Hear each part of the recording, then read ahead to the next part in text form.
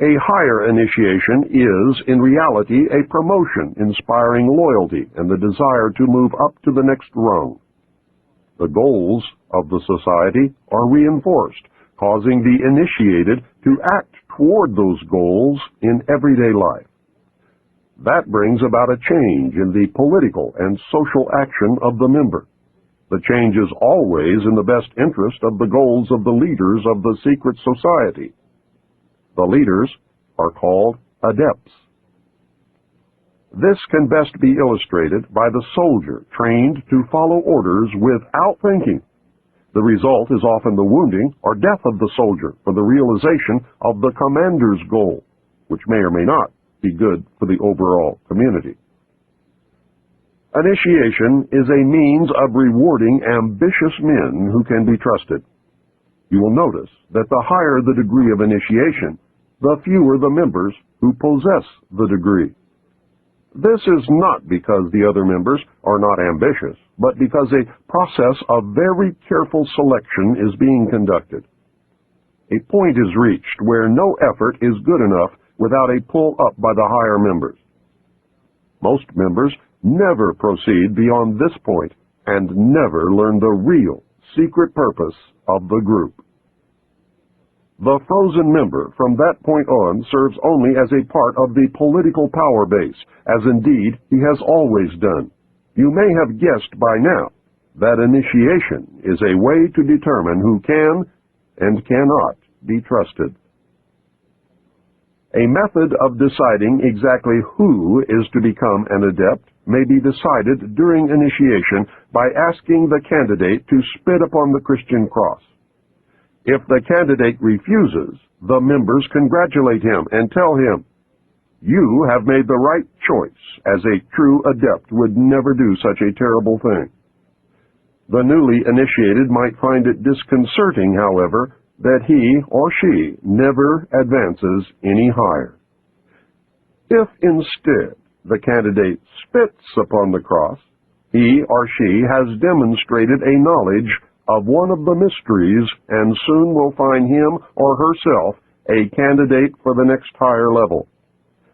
The mystery is that religion is but a tool to control the masses. Knowledge or wisdom is their only God, through which man himself will become God. Man's desire to be one of the elect is something that no power on earth has been able to lessen, let alone destroy. It is one of the secrets of secret societies. It is what gives them a political base and lots of clout. Members often vote the same and give each other preference in daily business, legal, and social activities. It is the deepest desire of many to be able to say, "I belong to the elect." The first secret that one must know to even begin to understand the mysteries is that their members believe that there are but few truly mature minds in the world. They believe that those minds belong exclusively to them. The philosophy that follows is the classic secret society view of humanity. When a person of strong intellect is confronted with a problem which calls for the use of reasoning faculties, they keep their poise and attempt to reach a solution by garnering facts bearing upon the question. On the other hand, those who are immature when confronted by the same problem are overwhelmed. While the former may be said to be qualified to solve the mystery of their own destiny, the latter must be led like a bunch of animals and taught in the simplest language. Like sheep, they are totally dependent upon the shepherd. The able intellect is taught the mysteries and the esoteric spiritual truths. The masses are taught the literal, exoteric interpretations. While the masses worship the five senses, the select few observe, recognizing in the gulf between them the symbolic concretions of great abstract truths. The elect are given knowledge of the mysteries and are illumined. and are thus known as the Illuminati, or the Illuminated Ones, the guardians of the secrets of the ages. Three early secret societies that can be directly connected to a modern descendant are the cults of Roshaniya, Mithras, and their counterpart, the Builders. They have many things in common with the Freemasons of today, as well as with many other branches of the Illuminati. For instance, common to the Brotherhood are the symbolic rebirth into a new life without going through the portal of death during initiation, reference to the lion, and the grip of the lion's paw in the Master Mason's degree. The 3 degrees, which is the same as the ancient Masonic rites before the many other degrees were added, the ladder of 7 rungs, men only, and the all-seeing eye. Of special interest is the powerful society in Afghanistan in ancient times called the Roshaniya, Illuminated Ones. There are actually references to this mystical cult going back through history to the House of Wisdom at Cairo.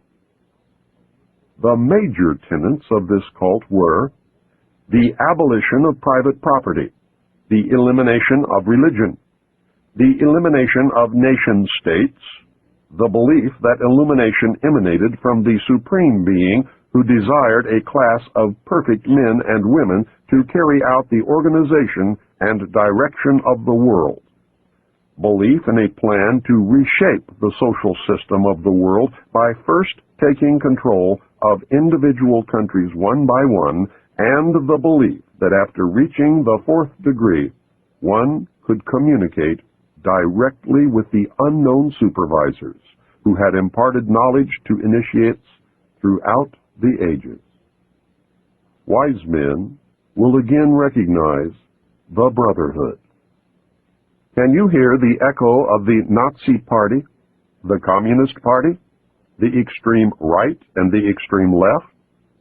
The important fact to remember is that the leaders of both the right and the left are a small hardcore of men who have been and still are Illuminists or members of the Brotherhood. They may have been or may be members of the Christian or Jewish religions, but that is only to further their own ends. They are, and always have been, Luciferian and internationalist. They give allegiance to no particular nation, although they have used, on occasion, nationalism to further their causes. Their only concern is to gain greater economic and political power. The ultimate objective of the leaders of both groups is identical. They are determined to win for themselves undisputed control of the wealth, natural resources, and manpower of the entire planet. They intend to turn the world into their conception of a Luciferian totalitarian socialist state. In the process, they will eliminate all Christians, Jews, and atheists. You have just learned one, but only one, of the great mysteries. I hope to show that most modern secret societies, and especially those that practice degrees of initiation, and that is the key, are really one society with one purpose.